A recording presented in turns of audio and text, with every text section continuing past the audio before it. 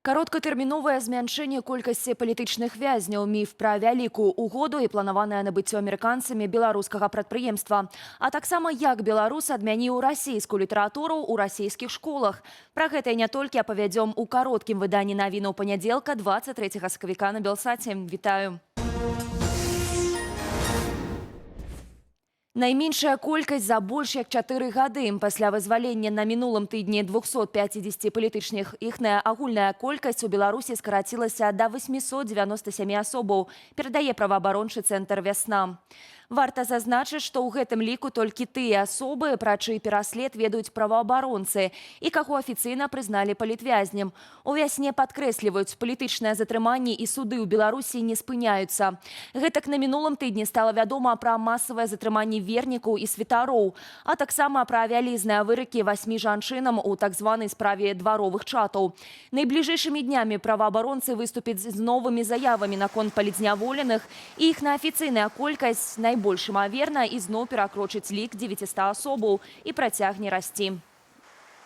Тым часам пасля амаль 5 гадоў у калоніі вызваленая журналістка Белсату Кацярына Андрэева упершыню завітала да маіх калегаў у эфір нядзельнай студыі і між іншага апавяла пра свой фізічны і маральны стан у першыя дні на волі.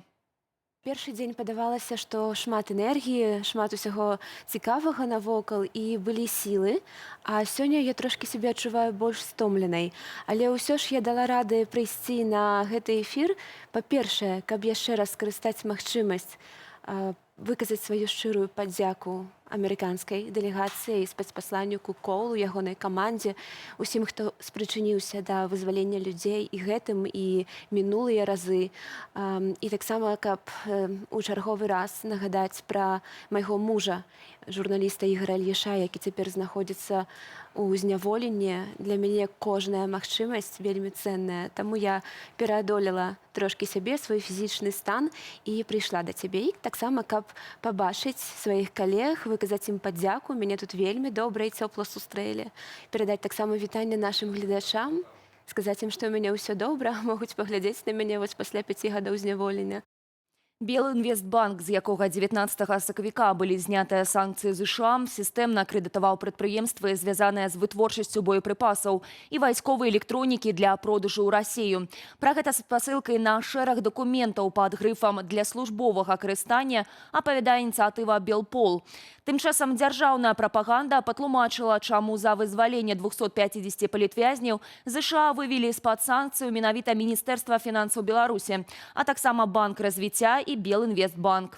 У эфіры тэлеканалу СТВ эканамічны аналітык Георгій Грыц звязаў гэта з жаданнем амерыканскіх інвестараў набыць Снежинскі горна-абагачальны камбінат. Са словаў аналітыка, прадпрыемства патрэбна амерыканскаму боку, каб разнастайваць пастаўкі ўгнаенняў на фоне няпростых дачыненняў адміністрацыі Дональда Трампа з асноўным дастаўцам Канадою. А ўсе тры фінансавыя інстытуцыі маюць беспасярэдняе дачыненне да праекту.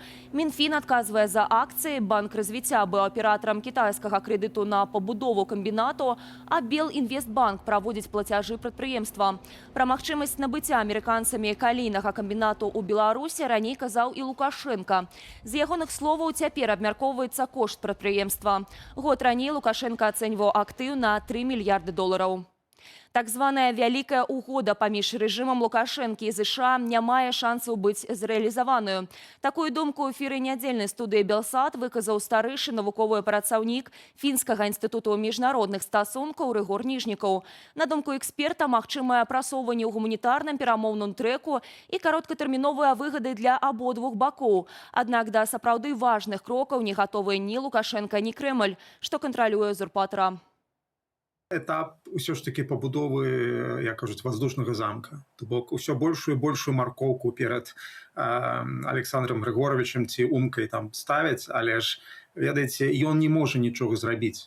Нават калі мы кажам пра сітуацыю з візітам, ну, ён не паедзе, давайте так казаць адразу. То бок ён не паедзе, бо ён баіцца, ці яму з Масквы патэлефануюць, ці проста не патэлефануюць, і ён не паедзе. А амерыканцы, яны жадаюць пераменаў. Яны ўсё ж такі, я думаю, пачыналі, разлічваючы на то, што Лукашенко хацеў гэтага працэса, і яны спадзяваліся ці то на нейкую лібералізацыю ўнутры краіны, ці больш для них важліва, каб сітуацыя з бяспекай у рэгіёне змянілася, але і ні там Лукашенко не можа нічога зрабіць і пасунуцца і пайсці назад. Расійскія школы пачалі адмяняць класіку расійскай літаратуры. І ўсё праз беларуса.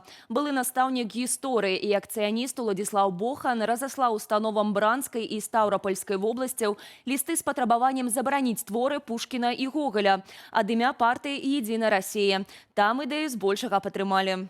На этот раз мы посягнули на святая святых великую русскую культуру, которой так неистово гордятся турбопатриоты. В призме фашизма все просто. Все, что наше, то правильно. Поэтому многие из них даже не догадываются о том, что тот же Чехов, Некрасов порой высказывали очень критичные в адрес государства вещи. У чорны спіс акцыяністаў увайшлі творы школьнай праграмы. А менавіта «Медны конік» Пушкіна, «Мёртвая душа» і «Рэвізор» Гоголя, «Каму на Русі жыць добра» Някрасава, ды «Герой нашага часу» Лермонтова, а таксама іншыя творы. Большасць школу аднагалосна прагаласавала за забарону гэтых аўтараў. Некаторыя установы нават прапанавалі пашырыць спіс Булгакавым, Шаламавым, Замяціным і Шолахавым. І толькі педагогі адной установы сярэдняй школы у першамайскім сяле Бранскай вобласці отмовились выконваць наказ. Мы же можем здесь рассмотреть и тему дружбы, и тему любви, и другие очень хорошие темы, то есть проблемы, которые поднимают авторы. Многие произведения, и я считаю, что, мое мнение, я считаю, что эти произведения оставить. І вяртаемся да падзею ў Беларусі. Раніцаю панядзелка спынялі працу аўтозаводскай галіны менскага метро. Цягнікі не курсавалі прыкладна з паловы на 7, амаль паўгадзіны праз, цытата, інцыдэнт з пасажырам. Ніякіх іншых падрабязнасцяў прэсавая служба метрапалітэну не прывозіць. На 19-м кіламетры трасы Маладзечна-Смаргонь адбылася смяротная аварыя. 20-гадовы кіроўца «Вольва» наехаў на пешахода. Мужчына загінуў на месцы. Яшчэ адно ДТЗ, гэтым разам з удзелам матацыкліста, адбылося ў Менску на вуліцы Нёманскай. 56-гадовы кіроўца не прапусціў матацыкліста на «Хондзе». У выніку адбылося сутыкненне. 25-гадовага матацыкліста шпіталізавалі.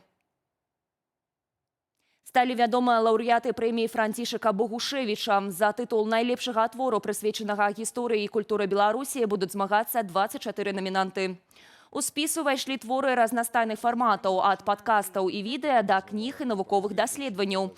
Галоўным крытэрыем было тое, што праца павінна асэнсоўваць беларускую гісторыю, культуру і калектыўную памяць, а таксама ўмацоўваць беларускія традыцыі і аднаўляць сувязь з мінулым.